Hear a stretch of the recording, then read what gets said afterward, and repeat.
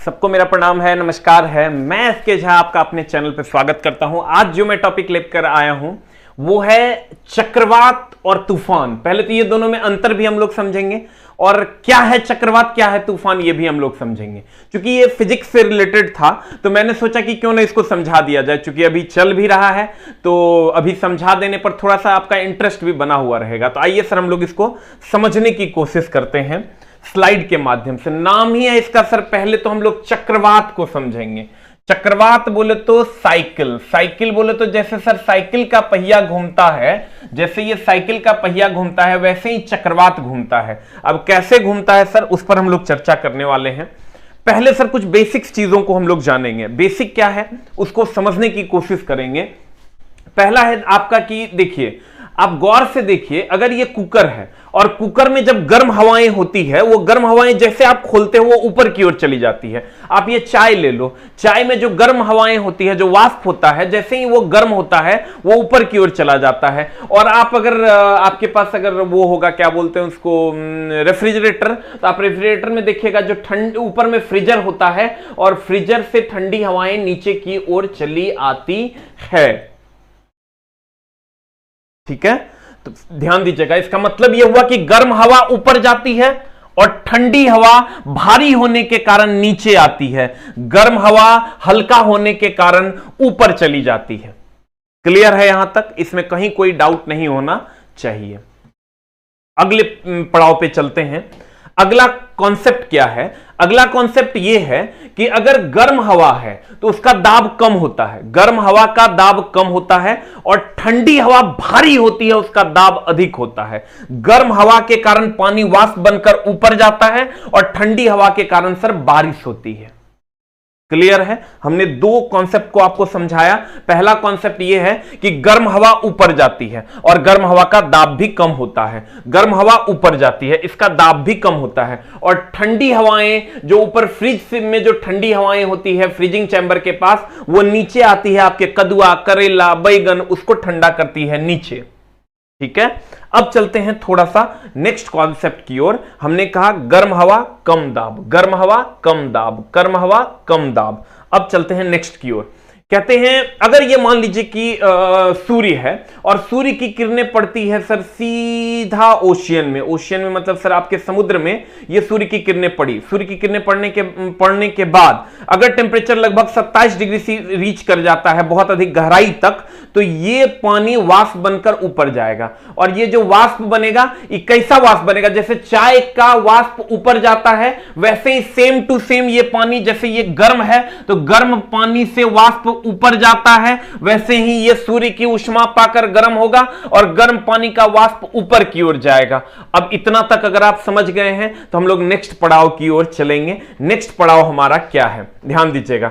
ये जैसे ही ये गर्म, जैसे ही ये गर्म गर्म गर्म गर्म पानी का वाष्प या गर्म चाय का वाष्प ऊपर जाता है, अर्थात यहां से सूर्य की गर्मी यहां आती है और ये गर्मी वाष्पीकरण क्रिएट करती है और ये वाष्प यहां जाता है। एक जगह से और वाष्प जाता है, ये वाष्पीकरण कहलाता है और ये वाष्पोत्सर्जन कहलाता है। देखिए, अगर समुद्र का पानी ऊपर जाएगा इसको वाष्पीकरण, और अगर पेड़ पौधे के पत्तियों से वाष्प निकल कर जाएगा इसको वाष्पोत्सर्जन, इंग्लिश में ट्रांसपैरेशन कहते हैं। तो ये जब वाष्प ऊपर जाएगा, तो वाष्प जब ऊपर जाएगा तो ये वाष्प ठंडा होकर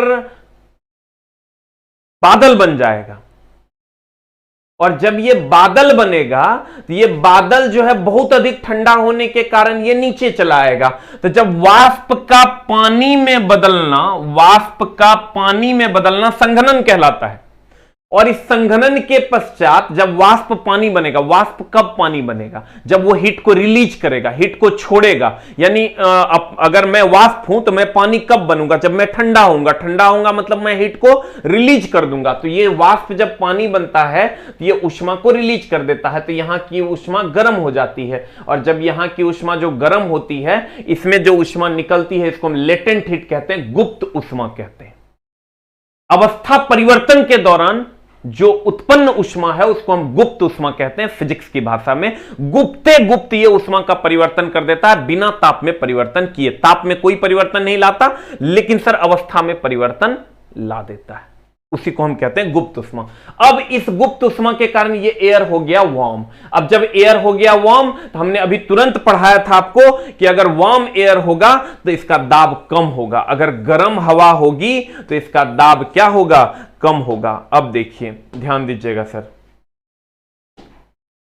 ये चाय का कप है, गर्म हवा है, ऊपर जाके वाष्प बना, यहां भी सर जो सूर्य की किरणें यहां आती है उसके कारण ये वाष्पोत्सर्जन होता है, ये वाष्प पानी में बदलता है, ये वाष्प जो पानी में बदलता है इसको हम संघनन कहते हैं, और ये संघनन के कारण जो है ऊष्मा रिलीज होता है, ऊष्मा छोड़ते हैं, और ये जो ऊष्मा छोड़ते हैं इसी के को हम सर गुप्त ऊष्मा कहते हैं, लेटेंट हीट कहते हैं। इसका डेफिनेशन है कि अवस्था यानी गैस से द्रव में बदल देगा लेकिन तापमान में कोई परिवर्तन नहीं लाएगा, इसीलिए इसको हम गुप्त उष्मा कहते हैं। गुप्ते गुप्ती अपन काम कर लेता है अवस्था परिवर्तन का। अब जब यहां का वार्म हो गया एयर, तो जब एयर सर वार्म हो गया, जब एयर वार्म हो गया, जब एयर वार्म हो गया तो यहां का प्रेशर हो गया डाउन, क्योंकि गर्म हवा जो होता है वहां दाब कम हो जाता है। अब देखिए, अब हम नेक्स्ट यहां से आगे बढ़ते हैं कि जब यहां ध्यान दीजिएगा, ये सूर्य की किरणें आई, पानी को वाष्प बनाया, वाष्प जो है ये बादल के रूप में पानी बना, अब पानी फिर बरस गया, तो यहां जो हीट रिलीज हुआ संघनन के दौरान, जब वाष्प बादल बना तब जो हीट रिलीज हुआ वार्म एयर, यही वार्म एयर कम दाब का क्षेत्र क्रिएट करता है। और जब ये कम दाब का क्षेत्र क्रिएट करेगा तो नीचे आपको पता है कि नीचे से ऊपर जाने पर दाब घटता है, तो नीचे से ऊपर जाने पर जब दाब घटता है, यहां कम वार्म एयर के कारण यहां कम दाब जनरेट हो गया, तो high pressure to low pressure में सर ये पानी उठने लगेगा, जैसे कुकर में यहां इसके अंदर हाई प्रेशर है और हाई प्रेशर इधर लो प्रेशर है, तो high pressure to low pressure में खट खट वाष्प जाने लगता है। वैसे ही सर हाई प्रेशर यहां है और लो प्रेशर गर्म हवा के कारण यहां जनरेट हो गया है, high pressure to low pressure में सर पानी ऊपर चला जाता है, ऊपर चढ़ने लगता है, और इसी ये साइकिल के रूप में चढ़ता है, इसीलिए इसको हम साइक्लोन कहते हैं। एक बार फिर से देखिएगा, सूर्य की किरणें आई, पानी को गर्म की, और पानी गर्म होकर वाष्प बना, और वाष्प जो है वो पानी बना, इसको हम संघनन कहते हैं। वाष्प जब पानी हुआ मतलब ठंडा होगा, यानी हीट को रिलीज करेगा, यानी हीट को छोड़ेगा, त्याग करेगा, और जब हीट को त्याग करेगा तो ये जो है वार्म, यहां की हवा गर्म हो जाएगी, और जब हवा गर्म हो जाएगी इसका मतलब दाब कम होगा, और नीचे ऑलरेडी अधिक दाब होता है, अधिक दाब से कम दाब में ये जो है रेगुलरली ऊपर चढ़ते जाएगा, अधिक दाब से कम दाब में ये वाष्पीकरण तेजी से होने लगेगा, बार बार होने लगेगा, तो ये जब बार बार होने लगेगा तो ये पानी के रूप में ऊपर चढ़ने लगेगा, high pressure to low pressure. और जब ये हाई प्रेशर, जैसे यहां पर सर कुकर के अंदर हाई प्रेशर होता है, ऊपर लो प्रेशर होता है, तो high pressure to low pressure ये चढ़ने लगेगा। तो ऊपर जब हम चलते हैं यहां, अब फिर इसको हम गौर से दिखाते हैं आपको, इसका जो व्यास होता है, ये जो सर पानी चढ़ता है, आप देखिएगा ये जो व्यास होता है, जैसे आप कभी बाल्टी में हाथ दे के ऐसे ऐसे पानी को घुमाइएगा, तो आप देखिएगा पानी जब ऐसे से घुमाइएगा तो बीच में देखिएगा एक होल हो जाएगा, और चारों तरफ से पानी जो है धीरे धीरे ऊपर चढ़ने लगेगा, और जो ऊपर चढ़ने लगेगा तो वही काम यहां भी होता है। ये जब पानी ऐसे ऐसे चढ़ने लगता है, ये डायमीटर आपको जान के हैरानी होगी सर, ये डायमीटर 150 से 250 किलोमीटर तक का हो जाता है। ये जो डायमीटर है, वो जो पानी आप कभी बाल्टी में हाथ देके ऐसे ऐसे कीजिएगा तो बीच में जो गैप बनता है, वो गैप 150 से 150 टू 250 किलोमीटर तक हो जाता है ये। अब सोचो कितना बड़ा होगा। और जब यहां से सर ये घूमने लगेगा तो यहां लो प्रेशर हो जाएगा। पहले तो ये high pressure to low pressure जाता है, high pressure to low pressure जब जाएगा धीरे धीरे सारा प्रेशर ऊपर शिफ्ट करेगा, और जब सारा प्रेशर ऊपर शिफ्ट करेगा तो यहां प्रेशर फिर लो हो जाएगा, और जब लो हो जाएगा तो सारा का सारा जो है नमी युक्त हवा इधर की ओर बहने लगेगी, इधर की ओर बहने लगेगी, इधर की ओर बहने लगेगी, और जब बहने लगेगी मेरे दोस्त तो सारा एक जगह कंसंट्रेट होगा। फिर से इसको समझने की कोशिश कीजिएगा। हमने कहा कभी आप सर ये वाला जो छठ पूजा वगैरह में आप देखे हैं कि इतना बड़ा बैलून टाइप का रहता है, उसमें आग लगा देते हैं, जाता है, कैसे? क्योंकि वो गर्म हवा होता है, गर्म हवा के कारण वो ऊपर जाता है। तो सर जैसे ही बैलून आपका गर्म हवा के कारण ऊपर जाता है, जैसे कुकर में सर भाप बनता है वो गर्म हवा के कारण ऊपर जाता है, जैसे चाय पीते हैं और वो चाय जो है आपका वो पानी गर्म होकर ऊपर जाता है, तो वो जो ऊपर जाता है सर, तो उसी के कारण यहां 150 से 250 किलोमीटर लंबा व्यास का चौकोर बन जाता है। अब वो जब चौकोर यहां बन जाता है तो देखिए, आप गौर से देखिए, मान लीजिए कि हम यहां खड़े हैं और कभी पार्क वगैरह में आप ऐसा स्प्रिंगी देखे होंगे, स्प्रिंग टाइप का, बर्नौलिस के सिद्धांत पर ऐसे ऐसे ये पानी का छिड़काव करते रहता है। तो ये जो ऐसे ऐसे घूमते घूमते घूमते घूमते घूमते ऊपर जाएगा, तो ये जब ऊपर जाएगा तब जब ये छूटेगा नीचे की ओर, जब ये नीचे की ओर बहुत तीव्र गति से, इसका वेग 185 किलोमीटर पर आवर के तक रहता है। वैसे तो 250 से 300 किलोमीटर पर डे रहता है, लेकिन सर 185 तक भी आया है। 250 से 300 किलोमीटर पर डे इसका वेग होता है। तब जो ये सर इतनी तेजी से ये आगे ऊपर जाता है, ऊपर जाता है, ऊपर जाता है, ऊपर जाता है, और तब जब ये उतना वेग से जब ये छोड़ता है सर, फिर जब आगे की ओर बढ़ते बढ़ते जब तट से टकराता है, तो तट से टकराने के बाद भयानक तबाही मचाता है। जैसे ऊपर जाएगा और ऊपर जाके जब तट से टकराएगा, तट से टकराएगा तो आपको भयानक तबाही आपके लिए, वो हमारे लिए मचा देता है। अब फिर से समझने कुछ चीजें हैं जो इसमें हम लोग जानेंगे, ध्यान दीजिएगा। जैसे चक्रवात है, चक्रवात यह निम्न वायु दाब के कारण उत्पन्न होता है, क्योंकि सर जब ये बहुत तेजी से ऊपर जाएगा, हाई प्रेशर, यहां हाई प्रेशर, लो प्रेशर, तो लो प्रेशर हो जाएगा, तो यहां से जब लो प्रेशर गिरना शुरू करता है, तब मनुष्यों पर धीरे धीरे ये सर इतना स्पीड में गिरता है कि बहुत ज्यादा तूफान, बहुत ज्यादा आंधी ले आता है। दूसरा, कम से कम 27 डिग्री तापमान होना चाहिए। तीसरा, इसका स्पीड 300 से 500 किलोमीटर पर डे हो सकता है। मैक्सिमम स्पीड इसका 300 से 500 किलोमीटर पर डे ही जा सकता है। सोचो अब कितना स्पीड होगा। हम लोग सर अगर ट्रेन की चाल की बात करें तो 185 किलोमीटर पर, 150 से 140, 50, 160, 170 तक आप कहते हैं।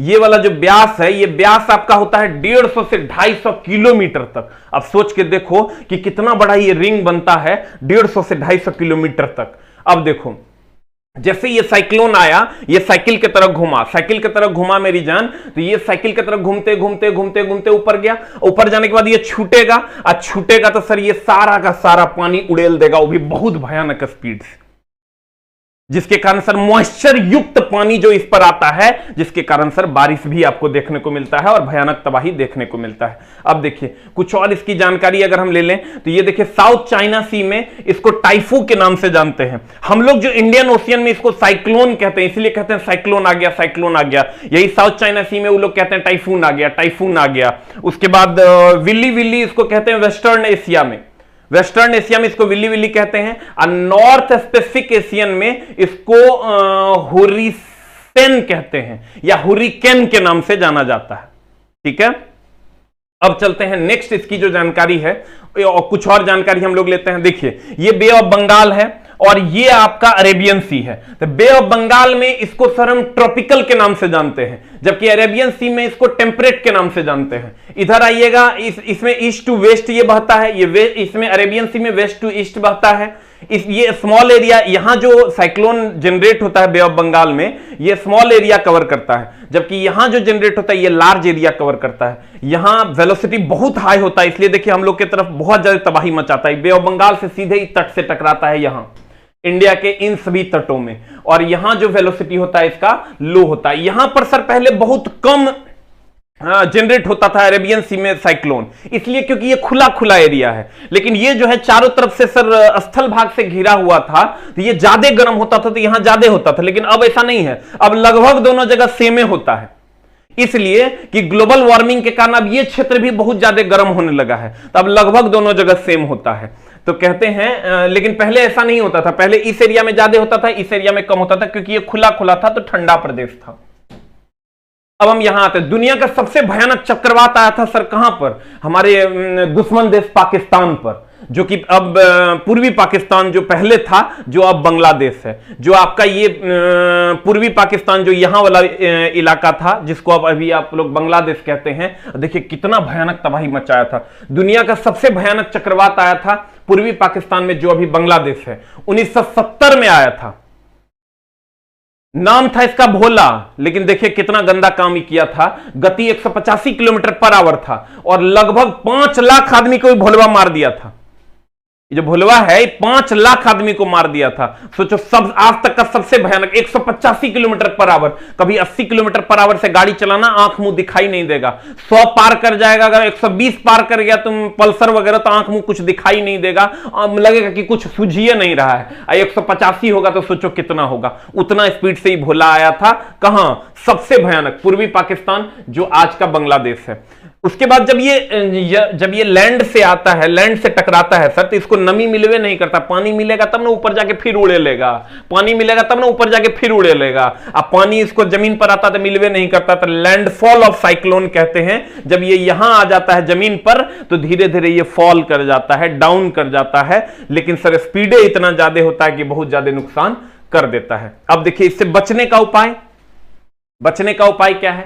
तो आप कहिएगा सर इससे अब बचें कैसे, कम कैसे हो? ये बच तो नहीं सकते, कम कैसे होगा? ध्यान दीजिएगा, एक होता है ग्लोबल वार्मिंग। अब पहले हमने कहा तुमको कि सूर्य की ऊष्मा पृथ्वी तक आती है, फिर पृथ्वी तक आने के बाद सी के पानी को गर्म करता है, पानी गर्म होने के बाद ऊपर जाता है, वाष्प बनता है, वो वाष्प फिर पानी बनकर नीचे आता है। तो वाष्प जो पानी बनता है, उसी कंडीशन में बहुत सारा हीट रिलीज होता है, जिसके कारण जो है वहां की वायु गर्म हो जाती है। गर्म होने के कारण वहां का दाब कम होता है। तो high pressure to low pressure में सर पानी का वाष्प बनकर रेगुलरली फ्लो होने लगता है, जिसके कारण साइक्लोन आता है। अब अगर हम इसको गर्मे नहीं होने दे तो वाष्प बनेगा नहीं, अब वाष्प बनेगा नहीं तो फिर जल बनेगा नहीं, अब वाष्प से जल बनेगा नहीं तो हीट रिलीज नहीं होगा, हीट रिलीज नहीं होगा तो प्रेशर कम नहीं होगा। अब प्रेशर कम नहीं होगा तो sir high pressure to low pressure चढ़ेगा कैसे? तो हम एक गर्मे नहीं होने देंगे। अब गर्म कैसे होता है उसको समझते हैं। ये सूर्य की ऊष्मा पृथ्वी तक आती है, आती तो है, लेकिन जाने के लिए CO2 रोक देता है। अब सर पहले छोड़ुओं की संख्या कम थी, अब इतना ज्यादा पॉपुलेशन पॉल्यूशन की तरफ बढ़ गया है, 1 के 2, 2 के 5, 5 के 10 होने लगे हैं कि छोड़ुओं की संख्या, CO2 की संख्या बढ़ गई है। तो CO2 जो हम लोग कन्वर्ट करते हैं, तो लोगों की संख्या बढ़ गई, हमारी संख्या बढ़ गई, तो CO2 की संख्या बढ़ गई, CO2 का अमाउंट बढ़ गया। CO2 कहता है हम आने तो देंगे सूर्य की किरणों को, जाने नहीं देंगे, रोक देंगे हम। तो रोक देगा तो ऑब्वियसली गर्म होगा, क्योंकि ऊर्जा ना उत्पन्न की जा सकती है, ना ही नष्ट की जा सकती है। इसको एक रूप से दूसरे रूप में बदला जा सकता है। तो इस CO2 को खत्म करो, CO2 को खत्म करो तो भैया पौधे लगाओ। कहते हैं पेड़ लगाओ जीवन बचाओ। तो अगर आप पेड़ लगा लेते हैं मेरे दोस्त, तो ये CO2 को अवशोषित कर लेगा, ऑक्सीजन छोड़ देगा। तब जो ये सूर्य की ऊष्मा आएगी तो इसको ऑक्सीजन से मुलाकात होगी। ऑक्सीजन कहता है हम आने भी देंगे और हम जाने भी देंगे। तो न पृथ्वी गर्म होगा, न समुद्र का पानी गर्म होगा। और जब वो गर्मे नहीं होगा तो ध्यान देना, ध्यान देना, ध्यान देना मेरे दोस्त, अगर वो गर्म नहीं होगा, अगर वो गर्म नहीं होगा, अगर वो गर्म नहीं होगा, अगर वो गर्म नहीं होगा, तो देखो जब ये गर्मे नहीं होगा पानी, और जब यहां सूर्य की ऊष्माएं नहीं आएगी, कम आएगी, तो ये पानी उतना ज्यादा गर्म नहीं होगा। अभी जब गर्म नहीं होगा तो वाष्प नहीं बनेगा, अब वाष्प नहीं बनेगा तो भैया वाष्प से द्रव नहीं बनेगा, अब वाष्प से द्रव नहीं बनेगा तो भैया हीट रिलीज नहीं करेगा, हीट रिलीज नहीं करेगा तो दाब कम नहीं होगा, और दाब कम नहीं होगा तो अधिक प्रेशर टू अधिक से कम प्रेशर में सर पानी का फ्लो नहीं होगा, अब फ्लो नहीं होगा high pressure to low pressure, तब भैया चक्रवात नहीं आएगा, और चक्रवात नहीं आएगा तो हमारा काम हो जाएगा। तो इसलिए मेरे दोस्त इसको रोकना एकमात्र इसका उपाय है, और वो है हमारा क्या? ग्लोबल वार्मिंग को रोक देना। अगर आप ये नहीं रोकते हैं तो फिर मामला हो जाएगा मेरे दोस्त गड़बड़ा। यही जो साइक्लोन है आपका, ये साइक्लोन जब आता है तट से, इसको हम कहते हैं तूफान। Thank you very much. उम्मीद करते हैं कि आपको सारी बातें समझ में आई होंगी। Love you all. Thank you very much.